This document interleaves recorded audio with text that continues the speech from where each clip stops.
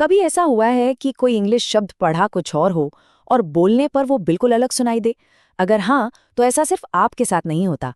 English की spelling और उसका उच्चारण, ये खेल अक्सर हम सबको उलझा देता है। पर आज हम इसी उलझन को सुलझाने वाले हैं। आज हम इंग्लिश की आवाज़ों के पीछे छिपे राज को समझेंगे। चलिए, एक क्लासिक एग्जाम्पल लेते हैं जिसने हम सबको कभी ना कभी तो जरूर परेशान किया है।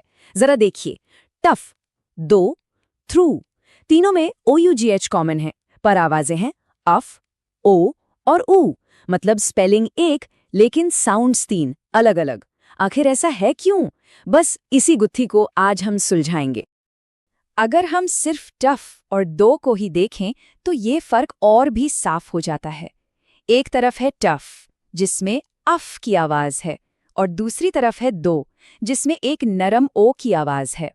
स्पेलिंग इतनी मिलती जुलती, पर आवाजें एकदम अलग। यही तो इंग्लिश के उच्चारण को इतना मुश्किल बना देता है। तो सवाल ये है कि क्या इस भाषाई भूल भुलैया से बाहर निकलने का कोई रास्ता है?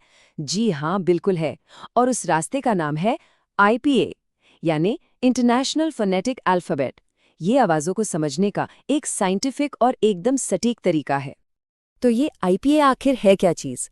इसे आप प्रोनंसिएशन की दुनिया का गूगल मैप समझ सकते हैं। ये एक ऐसा सिस्टम है जहाँ हर निशान का, हर सिंबल का सिर्फ एक ही मतलब होता है, एक खास आवाज़। यहाँ कोई कन्फ्यूजन नहीं, कोई अपवाद नहीं। जो लिखा है बस वही आवाज़ है। और यही IPA का गोल्डन रूल है। एक सिंबल, एक साउंड, हमेशा। ये सिस्टम स्पेलिंग पर ध्यान नहीं देता, बल्कि हमारे मुंह से निकलने वाली असली आवाज़ पर काम करता है। इसीलिए भाषा के एक्सपर्ट्स और भाषा सीखने वाले इस पर इतना भरोसा करते हैं। तो फिर देर किस बात की? चलिए इस मैप को पढ़ना शुरू करते हैं। हम शुरुआत करेंगे इंग्लिश के सबसे ज़रूरी हिस्सों से, यानी इसके स्वर, या कहें तो वॉवल साउंड्स। ये वो आवाज़ें हैं जिन पर पूरी भाषा की इमारत टिकी हुई है। आइए कुछ बेसिक वॉवल्स से मिलते हैं। सबसे पहला है ये सिंबल ए। ये ए वाली आवाज़ है, जैसे कैट या ब्लैक में। दूसरा है ए। ये है ए की आवाज़, जैसे मेट और बेड में। और तीसरा है ई। ये है छोटी ई की आवाज़, जैसे हिट और सिटिंग में। इन छोटी और सटीक आवाज़ों पर ज़रा गौर कीजिए। अब एक बहुत बहुत ज़रूरी अंतर को समझते हैं। देखिए, एक तरफ है आई, जिसके आगे दो डॉट्स हैं, है ना? इसका मतलब है ये लंबी ई की आवाज़ है, जैसे सी और हीट में।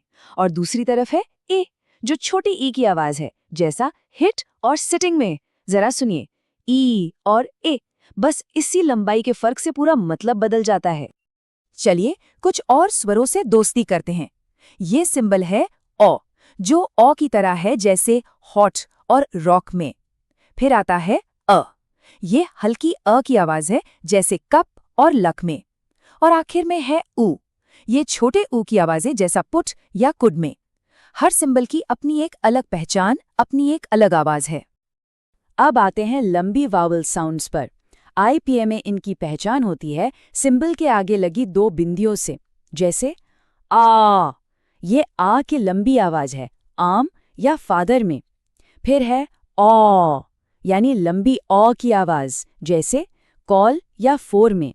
और अंत में ऊ, लंबा ऊ, जैसा कि ब्लू और फूड में होता है। इन आवाज़ों को थोड़ा खींचकर बोला जाता है। और अब मिलते हैं इंग्लिश के दो सुपरस्टार वॉवल्स से। पहला है अ, जैसे टर्न और लर्न में। और दूसरा, ये उल्टा ई जैसा जो दिख रहा है ना, इसे श्वा कहते हैं। ये अ की आवाज़ है, और ये इंग्लिश में सबसे ज़्यादा इस्तेमाल होने वाला वॉवल है। ये एक बहुत ही हल्की अ की आवाज़ है, जो अक्सर बिना जोर वाले हिस्सों में आती है, जैसे अवे के शुरू में या सिनेमा के आखिर में। बहुत बढ़िया, हमने सिंगल साउंड्स तो समझ लिए। अब हम डबल साउंड्स की दुनिया में चलते हैं। इन्हें डिफ्थोंग या ग्लाइडिंग वावल्स भी कहते हैं। ग्लाइडिंग इसलिए क्योंकि इन्हें बोलते समय हमारी जुबान एक आवाज से दूसरी आवाज की ओर ग्लाइड करती है, मतलब फिसलती है। चलिए पहला ग्रुप देखते हैं। ये है ए, जैसा से और एट में। यहाँ आवाज ए से शुरू होकर ए पर खत्म होती है। ए ए ए। दूसरा है आई, जैसा फाइव और आई में। ये आ से ई की ओर जाती है। आ, ए, आय, और तीसरा है ऑय, जैसा बॉय और जॉइन में यहाँ ओ से ई तक का ग्लाइड है, ओ, ए, ऑय। दो और हैं जो बहुत ही आम हैं। पहला है ओ, जैसा गो और होम में, ये अ से ऊ की ओर का ग्लाइड है। और दूसरा है आओ, जैसा नाव और आउट में, ये आ से ऊ की ओर जाता है। इन सभी में एक ही सांस में दो वावल साउंड्स का संगम होता है।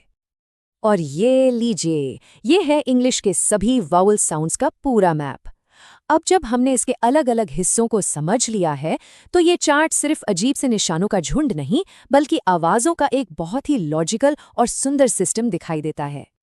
तो अब जब हमारे पास ये नई जानकारी वाली चाबी है, तो चलिए उस ताले को खोलते हैं जहां से हमने अपनी बात शुरू की थी। अब हम उच्चारण के इस कोड को तोड़ने और उस रहस्य को सुलझाने के लिए पूरी तरह तैयार हैं। तो याद है हमारी ऑफ वाली पहेली, टफ और दो की अलग अलग आवाज़ें? अब हमारे पास इस पहेली को सुलझाने के लिए एक बहुत ही पावरफुल टूल है जिसका नाम है आईपीए। तो जवाब ये रहा, आईपीए की दुनिया में टफ को लिखा जाता है टफ, जिसमें ववल साउंड है अ, और थो को लिखा जाता है दो, जिसमें ववल साउंड है ओ। देखा, स्पेलिंग हमें धोखा दे सकती है, लेकिन आईपीए की लिखावट हमेशा सच बोलती है। तो जवाब है दो। इतनी एक जैसी दिखने वाली स्पेलिंग के पीछे दो बिल्कुल अलग अलग वावल साउंड्स छिपी हैं, अ और ओ। अब इसमें कोई रहस्य नहीं बचा। और यही आईपीए की खूबसूरती है, ये इंग्लिश की आवाज़ों के पीछे छिपे हुए लॉजिक और सिस्टम को उजागर कर देता है। जहां स्पेलिंग कन्फ्यूजन पैदा करती है, वहां आईपीए क्लैरिटी लाता है। तो अब जब आवाज़ों को सिर्फ सुना नहीं बल्कि देखा भी जा सकता है, तो ज़रा सोचिए, अब इंग्लिश को सुनने का नज़रिया कितना बदल जाएगा। शायद अब से हर शब्द एक नई खोज बन जाएगा।